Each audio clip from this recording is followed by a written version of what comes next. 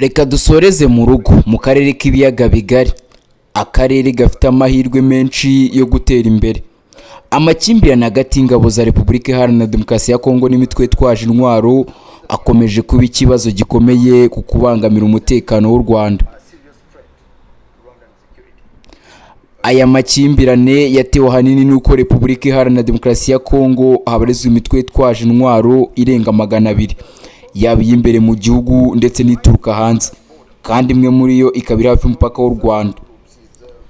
Muri iyo mitwe harimo cyane cyane umutwe wa FDLR, umutwe washinzwe n'abagize uruhare muri Jenoside yakorewe Abatutsi mu Rwanda mu 1994, nyuma bakaza guhungira muri Kongo, aho wakomeje ibikorwa byo kwinjiza abandi bawushyigikira mu kwirakw'iza ingengabitekerezo yawo.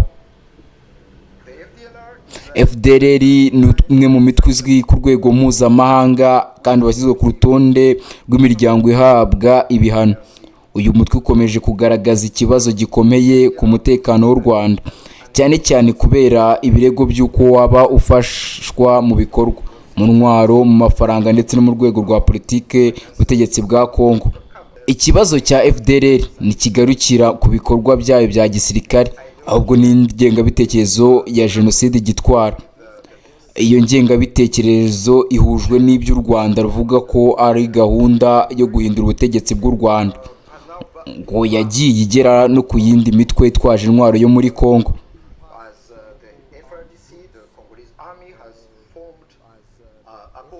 Uyu munsi ingabo za Kongo ngo yaragize ihuriro ririmo imitwe itandukanye, harimo n'ingabo z'u Burundi, iza SADC ndetse n'iz'abacacuro baturuka mu Burayi. U Rwanda ruvuga ko rutazemera ko umutekano warwo n'ubusugire bw'igihugu bishyirwa mu kaga.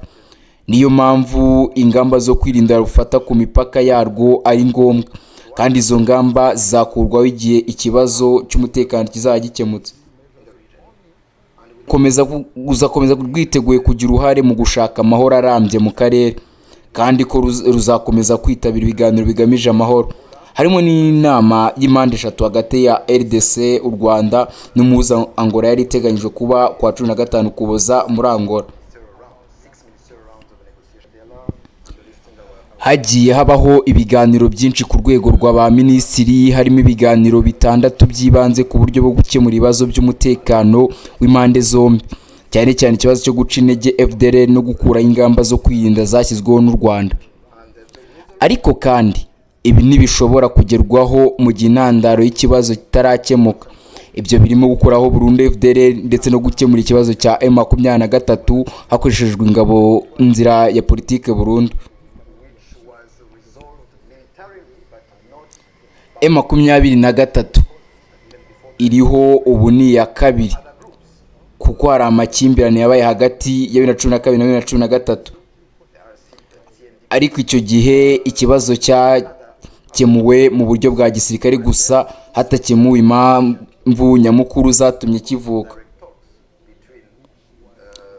Mbere ya M23 andi mitwe nka CDP, RCD yavugaga ko ihagarariye inyungu z'umuryango w'abanyakongo bavuga ururimi rw'ikinyarwanda, cyane cyane abatutsi muri Kongo. Kugira ngo igisubizo kirambye kiboneke, hakenewe ibiganiro bitaziguye hagati ya leta ya RDC na M23 kugira ngo hakemurwe impamvu z'ibanze z'aya makimbirane, harimo n'ikibazo cyo kuba hari abaturage bavuga ko bamaze imyaka myinshi barenganwa, batitabwaho ndetse bakibasirwa.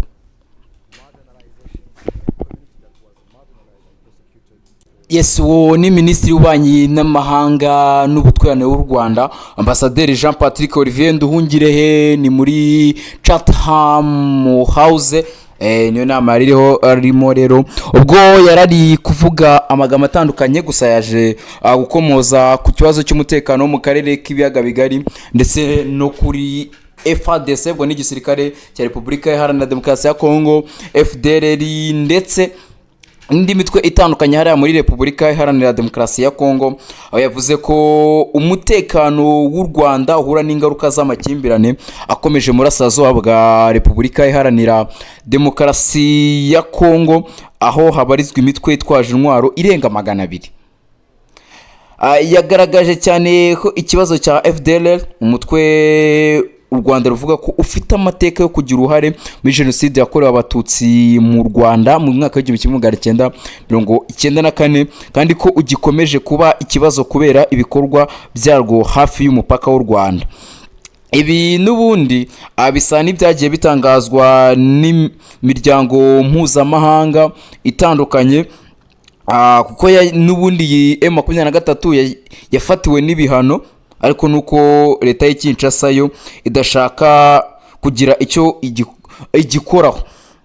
FDLR ni umutwe washinzwe n'abantu bamwe mu bagize uruhare muri jenoside yakorewe abatutsi mu 1994, nyuma bamwe baje guhungira muri Burasirazuba bwa Repubulika Iharanira Demokarasi ya Kongo. U Rwanda rero ruvuga ko uyu mutwe wakomeje kubaho muri Kongo, ukagira ibikorwa byo kwinjiza abarwanashyaka bashya no gukomeza ingengabitekerezo ya jenoside.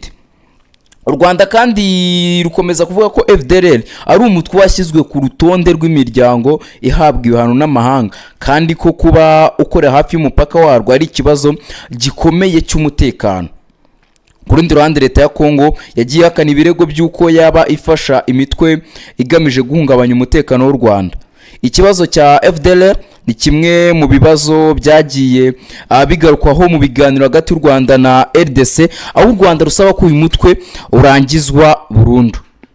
Njye ni bimwe mu byo Minisitiri w'Ububanyi n'Amahanga n'Ubutwererane w'u Rwanda Ambasaderi Jean Patrick Olivier Nduhungirehe yagarutseho.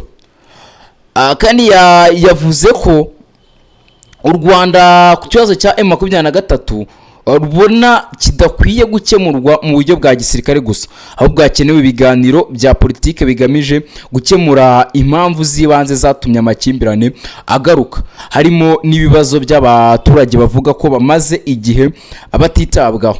Ibi nabyo ni bimwe mu byo Minisitiri Ambasaderi Jean Patrick Olivier Nduhungirehe yatangaje, aho yavuga ko usibye FDLR ikibazo cya M23 nacyo ni kimwe mu bibazo bikomeye by'umutekano mu Burasirazuba bwa Kongo ndetse no mu karere k'Afurika y'Iburasirazuba cyangwa se akarere k'ibiyaga bigari. Amateka ya M23 yatangiye kugaragara cyane mu mwaka wa 2012 ubwo uyu mutwe warwanaga na leta ya Kongo, nyuma y'uko amakimbirane yo muri icyo gihe akemuwe mu buryo bwa gisirikare. Bamwe bavuga ko impamvu zatumye ikibazo kivuka sigeze zikemurwa Burundi. Abasenguzi bavuga ko mbere ya M23 andi mitwe nka SNDP na RCD yavugaga ko iharanira inyungu z'abaturage bavuga ko batitabwaho mu Burasirazuba bwa Repubulika Iharanira Demokarasi ya Kongo. U Rwanda ruvuga ko igisubizo kirambye kuri M23 kitaba icya gisirikare gusa, ahubwo ari inzira y'ibiganiro. Mu gihe ibiganiro hagati y'impande zitandukanye bikomeje, u Rwanda ruvuga ko ruzakomeza gushyigikira inzira y'amahoro, ariko ko ingamba zarwo zo kwirinda zakomeza kugeza igihe ibibazo by'umutekano bizaba bikemutse. Kandi subscribe rero.